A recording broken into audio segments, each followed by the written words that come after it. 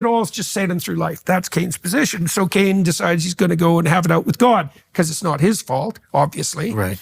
And so he says to God that, Abel, everything's going well for him.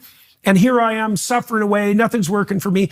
And I'm bitter and miserable and resentful, and no wonder. And God says, well, you got a couple of things wrong with your theory there, buddy. The first theory is that's wrong is that your failure is not what's making you miserable. And God says, there's an intermediary figure playing a role here that you don't understand. He says, sin crouches at your door like a sexually aroused predatory animal, and you invited it in to have its way with you. So you engaged in a creative dialogue with the figure of evil because you felt you were justified, because you're resentful, because you're failing. Now, while you were failing, you could have learned. Sure, right? sure. You could have decided it was your problem, but no, it's God's fault. And so God tells Cain, I don't think it's my fault. I think it's your fault. If you did well, you would be accepted. Yeah. All right. So Cain listens, but he doesn't hear. And he goes away, and then he invites his brother to go do something with him, like in good faith, and then he kills him with the rock. Why?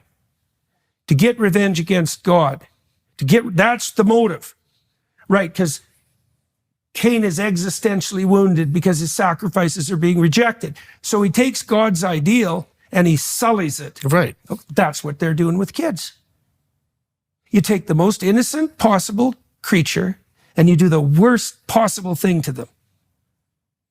Yeah, that's what it is. Oh God. So God is right.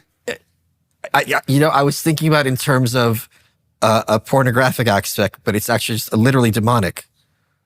It's like core demonic. Yeah. Well, that's why, that's why it's so alien. Christ says in the Gospels that, that the people who sully children, he says something like it would be better for them if they, if a heavy weight was wrapped around their neck and they were thrown into the ocean. It's the worst sin.